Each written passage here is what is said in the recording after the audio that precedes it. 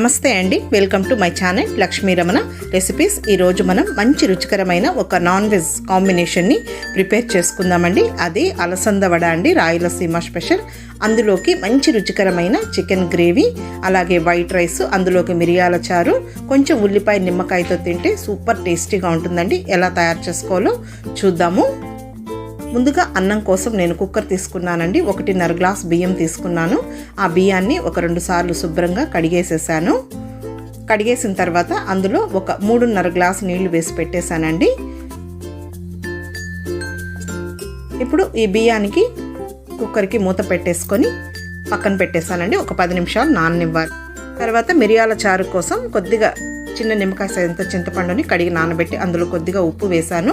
Mixie jar తీసుకొని 1 tea spoon జీలకర్ర, అలాగే 1 టీ స్పూన్ మిరియాలు, 1/2 టీ స్పూన్ ధనియాలు, 1/4 టీ స్పూన్ ఆవాలు, 1/4 టీ స్పూన్ పచ్చెనగపప్పు వేశాను. ఈ విధంగా గ్రైండ్ చేసిన తర్వాత ఒక 10 వెల్లుల్లి రెబ్బల్ని పొట్టు తీయకుండా కచ్చా పచ్చగా దంచి వేసుకోవాలి. ఇప్పుడు ఇదంతా కూడా మనం చింతపండు నానబెట్టుకున్నాం కదా, అందులో వేయాలి. అలాగే ఒక 3 మీడియం సైజ్ టమాటోల్ని కొద్దిగా కరివేపాకు వేసుకొని దీన్ని కూడా ఇలా కొంచెం కచ్చా పచ్చగా గ్రైండ్ చేసుకొని ఇది కూడా ఇందులో మిక్స్ చేసేసుకోవాలి. తర్వాత ఇంకొంచెం నీళ్లు వేసుకోవాలి. అలాగే ఒక 1/2 టీ స్పూన్ పసుపు పొడి వేసుకొని ఇదంతా కూడా బాగా మెదిపేసుకోవాలండి. ఇందులో చింతపండు కూడా తీయనవసరం లేదు, బాగా నానిపోయింది. మెత్తగా దీన్నంతా కూడా మ్యాష్ చేసేసుకోవాలి. ఇంకొంచెం నీళ్లు వేసుకోవాలి. తర్వాత ఇప్పుడు అన్నంని పెట్టేసి స్టవ్ వెలిగించేస్తున్నానండి. ఇప్పుడు మనం మిరియాల చారు కోసం స్టవ్ వెలిగించుకొని గిన్నె పెట్టేసుకొని 1 టేబుల్ స్పూన్ నూనె వేసుకోవాలి.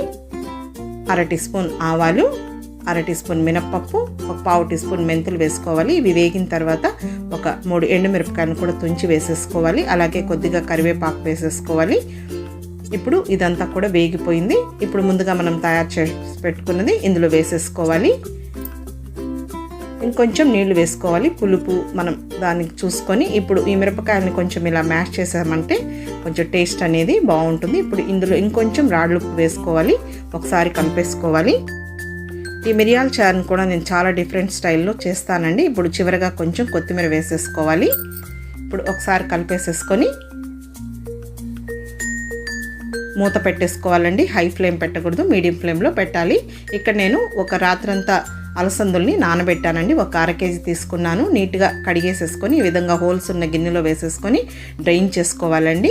ఇప్పుడు ఈ అలసందుల్ని మిక్సీ జార్లో కూడా మనం పర్ఫెక్ట్గా రుబ్బేసుకోవచ్చు అండి. రోల్ అవైలబుల్ ఉంటే రోట్లో కూడా రుబ్బుకోవచ్చు. చూడండి, ఇక్కడ ఈ విధంగా మిక్సీ పట్టేశాను. మిక్సీ పట్టిందంతా కూడా ఇలా ఒక గిన్నెలోకి తీసుకుంటున్నాను. మిగిలిన పప్పునంతా కూడా ఇలాగే చేసేసుకోవాలి. ఈ లోపల కుక్కర్ కూడా అన్నం అయిపోయిందండి, విజిల్ వచ్చేసింది. తర్వాత రసం కూడా చూడండి ఈ విధంగా బుడగలు రావాలి. మూత పెట్టేశాను, స్టవ్ ఆఫ్ చేసేసాను. రసం కూడా రెడీ అయిపోయింది, అన్నం అయిపోయింది. ఇప్పుడు ఆ పిండంతా రుబ్బేసిన తర్వాత పప్పునంతా అదే మిక్సీ జార్లో 1 టీ స్పూన్ అల్లం ముక్కలు, ఒక 5 పచ్చిమిరపకాయలు, 1 టీ స్పూన్ ధనియాలు వేసానండి. ఒక 10 వెల్లుల్లి రెబ్బలు వేసి కచ్చా పచ్చాగా దంచిన తర్వాత ఒక 3 మీడియం సైజు ఉల్లిపాయని కొంచెం పెద్ద పెద్ద ముక్కలుగా కట్ చేసి ఈ విధంగా కొంచెం కచ్చా పచ్చగా గ్రైండ్ చేసిన తర్వాత అది కూడా ఇందులో కలిపేసానండి. ఒక్కొక్కసారి ఉల్లిపాయలు పచ్చిమిర్చి కూడా కట్ చేసి వేస్తాను, కానీ ఇలా వేసుకున్నా కూడా బాగుంటుంది. అలాగే ఒక 1/2 టీ స్పూన్ పసుపు పొడి వేసాను. కొద్దిగా కరివేపాకుని సన్నగా చాప్ చేసి వేసానండి. కొంచెం కరివేపాకు కొత్తిమీర కొద్దిగా ఎక్కువగానే వేసుకుంటే బాగుంటుంది. కొత్తిమీర కూడా చాప్ చేసి వేసాను. అలాగే కొద్దిగా సాల్ట్ కూడా వేసాను.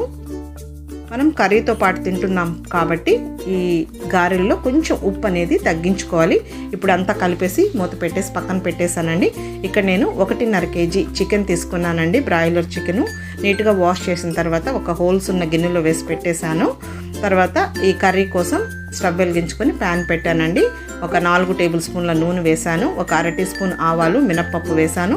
అలాగే ఒక 2 పెద్ద ఉల్లిపాయని సన్నగా పొడవుగా కట్ చేసి వేసి ఒక 5 పచ్చిమిరపకాయలు కూడా కట్ చేసి వేశానండి. ఇప్పుడు ఇందులో ఈ చికెన్ అంతా కూడా వేసేస్తున్నాను.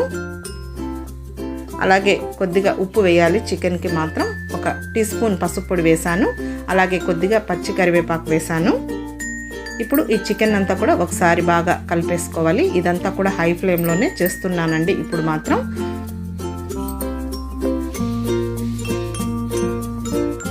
చూడండి, చికెన్లో మనకు నీళ్ళు వస్తాయన్నమాట. మధ్య మధ్యలో ఇలా కలుపుకుంటూ మనం ఈ చికెన్ని ఫ్రై చేసుకోవాలి. ఇప్పుడు మూత పెట్టేసుకోవాలి. అది కొంచెం చిన్నగా ఉందని కొద్దిగా పెద్ద మూత మార్చానండి. చూడండి, చికెన్ చూద్దామండి. చూడండి నీళ్ళు వస్తున్నాయి. ఒకసారి ఇలా కలిపేసుకోవాలి. చికెన్ అనేది మనకు బాగా ఉడికిపోతుంది. ఒక్కొక్కసారి నేను ప్రెషర్ కుక్కర్లో చేస్తానండి. ఈ మెథడ్లో చేసినప్పుడు ఈ విధంగా ఇలా ప్యాన్లో వేసేస్తాను. అలాగే ఇప్పుడు ఈ చికెన్ ఉడికిన తర్వాత ఇందులో 1.5 టేబుల్ స్పూన్ అల్లం వెల్లుల్లి పేస్ట్ వేసానండి. అలాగే ఒక 3 టేబుల్ స్పూన్ల కారం పొడి వేసాను. అల్లం వెల్లుల్లి పేస్ట్ మనం ఫ్రెష్గా దంచి వేసుకుంటే బాగుంటుంది. అలాగే 1.5 టేబుల్ స్పూన్ ధనియాల పొడి వేసాను. ఇప్పుడు ఇవన్నీ మనం ఫ్రై చేసుకున్నామంటే అల్లం వెల్లుల్లి పచ్చివాసన పోయి ఇవన్నీ కూడా మనకు బాగా ఫ్రై అవుతుంది. అలాగే చికెన్ కూడా మనకు ఉడికిన తర్వాత కొంచెం బాగా ఫ్రై అవుతుందండి. అప్పుడు మనకు కర్రీ అనేది ఎటువంటి స్మెల్ లేకుండా టేస్ట్ అనేది బాగుంటుంది. చికెన్ పీస్ అనేది కూడా బాగా ఉడుకుతుంది. చూడండి కలర్ కాంబినేషన్ కూడా ఎంత బాగా వచ్చిందో. ఇప్పుడు మధ్యలో మనం ఇప్పుడు మీడియం ఫ్లేమ్లో పెట్టుకొని హై ఫ్లేమ్కి అడ్జస్ట్ చేసుకుంటూ ఇలా కలుపుకుంటూ మనం ఈ చికెన్ని ఉడికించుకోవాలి.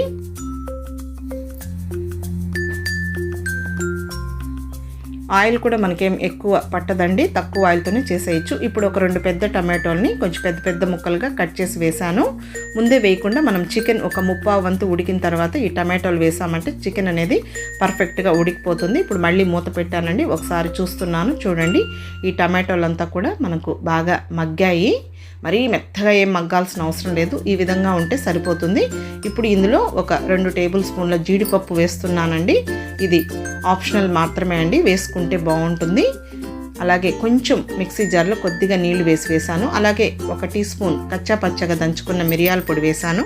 అలాగే ఇంకొంచెం రాళ్ళుప్పు వేసానండి. కొద్దిగా నీళ్లు వేసాను. ఇప్పుడు ఇదంతా కూడా ఒకసారి కలిపేసుకోవాలి.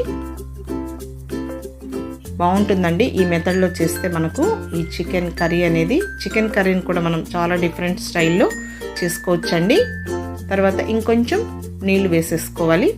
మరీ ఎక్కువ నీళ్ళగా చేయడం లేదండి. ఈ కర్రీ కొంచెం గ్రేవీ టైప్లో ఉంటుంది. ఇప్పుడు మళ్ళీ మూత పెట్టేసుకొని ఒక 7-8 నిమిషాలు ఉడికించుకోవాలి. చూడండి ఈ చికెన్ అనేది మనకు బాగా దగ్గర పడింది.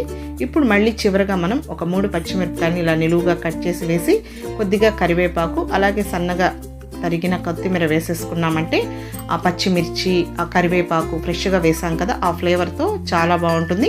ఇప్పుడు మళ్ళీ ఒకసారి ఇదంతా కూడా కలిపేసుకోవాలి.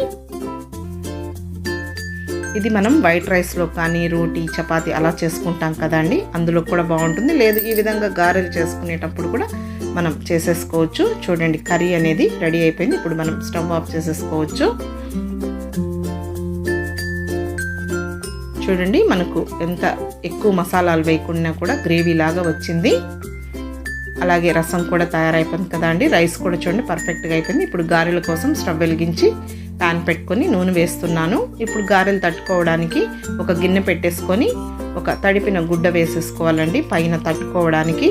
చూడండి పిండి అనేది మూత పెట్టేశాను కదా, దాన్ని ఇలా చిన్న బాల్స్ తీసుకొని ఏ సైజులో కావాలనో ఆ సైజులో కొంచెం చేతికి నీళ్ళు అద్దుకొని ఇలా తట్టేసుకొని మధ్యలో చిన్న హోల్ పెట్టేసుకోవాలండి. ఇప్పుడు ఆయిల్ వేడెక్కింది. ఆయిల్ని ఫ్లేమ్ని తగ్గించుకొని ఈ గారెల్ని వడల్ని ఒక్కొక్కటి వేసేసుకోవాలండి. హై ఫ్లేమ్కి మీడియం ఫ్లేమ్కి అడ్జస్ట్ చేసుకుంటూ మంచి కలర్ వచ్చే వరకు ఫ్రై చేసుకోవాలి. రాయలసీమ స్పెషల్ అండి అలసంద గారెలు. నాటుకోడి పులుసులోకి అయితే ఇంకా చాలా బాగుంటుంది. లేదు ఈ విధంగా మనం బ్రాయిలర్ చికెన్తో కూడా కాంబినేషన్గా చేసుకోవచ్చు. చూడండి ఎంత మంచి కలర్ వచ్చాయో. ఒక టిష్యూ వేసుకున్న ప్లేట్లోకి షిఫ్ట్ చేసేసుకుంటున్నాను. కరకరలాడుతూ చాలా బాగుంటాయండి. అందుకే మనం పిండిని రుబ్బేటప్పుడు మరీ మెత్తగా రుబ్బుకోకూడదు. రెండవ వాయి కూడా వేసేసాను. ఇవి కూడా వేగిపోయాయి. వీటిని కూడా తీసేస్తున్నాను. ఎప్పుడన్నా మనకు టైం ఉన్నప్పుడు మనం ఈ కాంబినేషన్తో చేసుకుంటే చాలా బాగుంటుందండి. ఇప్పుడు డిష్ అవుట్ చేసేసుకుందాం. ఒక ప్లేట్ తీసుకొని ముందుగా ఈ అలసంద గారెల్ని వేసేసుకుందాము. ఇలా గారెలు చేసినప్పుడు మనం చికెన్ కర్రీతో గారెలతో పాటు ఈ చికెన్ కర్రీని తిని కొంచెం లైట్గా రసం అన్నం తింటే మనకు డైజెషన్ బాగుంటుందండి. ఇప్పుడు కర్రీని కూడా నేను డిష్ అవుట్ చేస్తున్నాను. ఆ పచ్చిమిర్చితో మనం తింటే చాలా బాగుంటుంది. అలాగే ఒక కప్పు తీసేసుకొని వేడి ఈ రసాన్ని కూడా వేసేసుకుందాము. తర్వాత వైట్ రైస్ అండి. ఇలా గారెలు తిన్నప్పుడు లైట్గా రసం అన్నం తింటే బాగుంటుంది. కొంచెం లెమన్ని ఆ చికెన్ కర్రీలో పిండేసుకొని ఆనియన్తో సర్వ్ చేసుకుంటే చాలా బాగుంటుంది. అంతే అండి. చాలామంది నన్ను సండే వ్లాగ్ కోసం మేము వెయిట్ చేస్తూ ఉంటామన్నారండి. కాబట్టి ఈరోజు నేను ఈ విధంగా ప్లాన్ చేశానండి. కాబట్టి తప్పకుండా ట్రై చేయండి. ఒక మంచి వీడియోతో మళ్ళీ కలుద్దాం. నమస్తే అండి.